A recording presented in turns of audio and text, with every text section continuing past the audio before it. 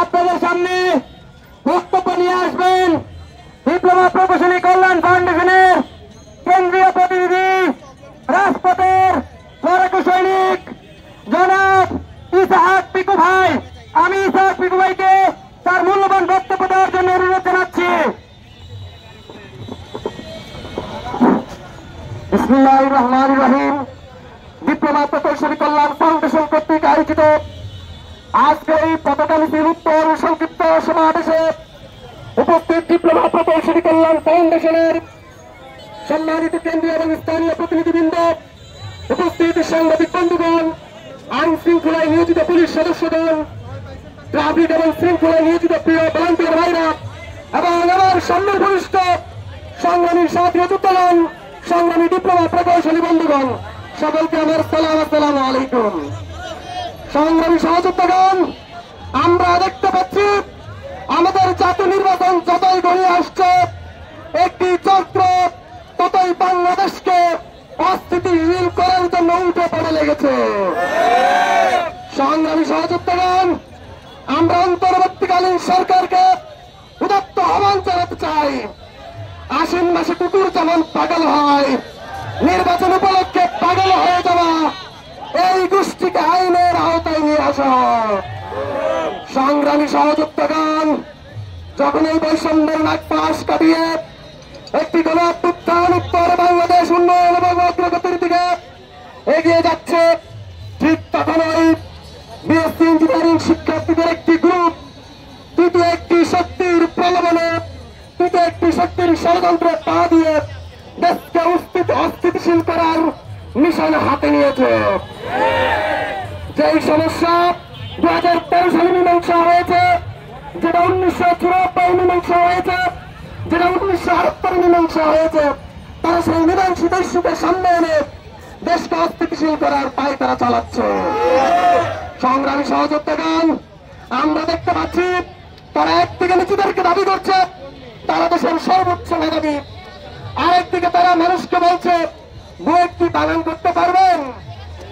সংগ্রামী সহযোদ্ধাগণ, একদিকে তারা নিজেদেরকে দেশের মেধাবী দাবি করছে, আরেকদিকে তারা দশক ধরে নেমে আসার জন্য উঠে পড়ে লেগেছে। আমি আমার ভাষায় বলবো, তাদের লজ্জা শরম হারিয়ে গিয়েছে। তাদের শরীরের চামড়া গন্ডারের চামড়ার চেয়ে মোটা হয়ে গিয়েছে। উন্নত দেশের প্রকৌশলীরা যেখানে দিন দিন এগিয়ে যাচ্ছে উন্নতি এবং অগ্রগতির দিকে, সেখানে আমাদের দেশের প্রকৌশলীরা আমাদের দেশের গরিব এবং মেহনতি মানুষের লক্ষ লক্ষ টাকা খরচ করে নিচের দিকে নেমে আসছে। আমি বলবো, আমাদের দেশে প্রকৌশলীরা যদি নিম্ন স্তরে নামতেই থাকে, তাহলে তা কেন তাদের পিছনে 15 থেকে 20 লাখ টাকা করে খরচ করা হবে। আমি বুয়েটেন বন্ধুদের বলবো, ভাইরা, যে রিক্সাওয়ালা শ্রমিকের টাকায় তোমাদের পড়াশোনা হয়, যার টাকায় তোমরা খেয়ে পরে মোটা তাজা শরীর বানিয়েছ, তার দিকে আঙ্গুল তুলে তোমরা বলো বুয়েট কি ছিলেন। যার টাকায় খাও পড়ো তাকে বুয়েট চেনাইতে আসো।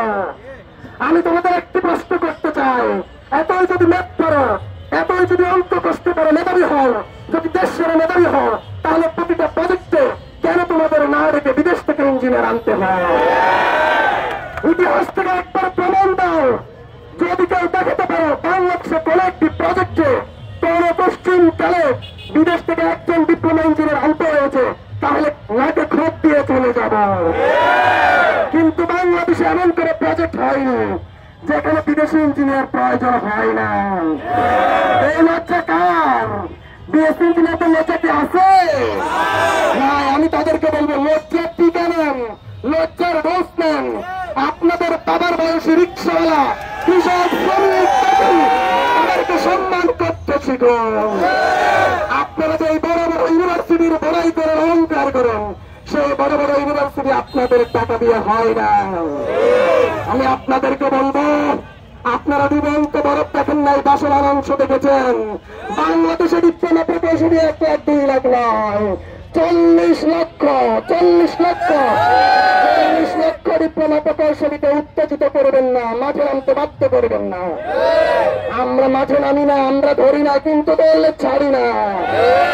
2013 সালে আমরা প্রমাণ করেছি 1984 সালে আমরা প্রমাণ করেছি, 1987 সালে আমরা প্রমাণ করেছি, সর্বশেষ 2024 সালের ডিপ্লোমা প্রকৌশলের 18 জন শিক্ষার্থী বৈষম্যের বিরুদ্ধে বুকের তাজা রক্ত ঢেলে দিয়ে প্রমাণ করেছে আমরা কখনো হারি না, হারতে জানি না। আবারও যদি আমাদেরকে মাঠে নামতে বাধ্য করা, তবে পালানোর কোন জায়গা পাবে না। আমি এখনো বলছি, থেমে যাও। এই ষড়যন্ত্র অব্যাহত রাখলে সেটি দেশ জাতি কারো জন্যই কল্যাণকর নয়। তাদের প্রতি এই উত্তপ্ত আহ্বান রেখে আমি আমার সংক্ষিপ্ত কথা এখানে সমাপ্ত ঘোষণা করছি। এ পর্যায়ে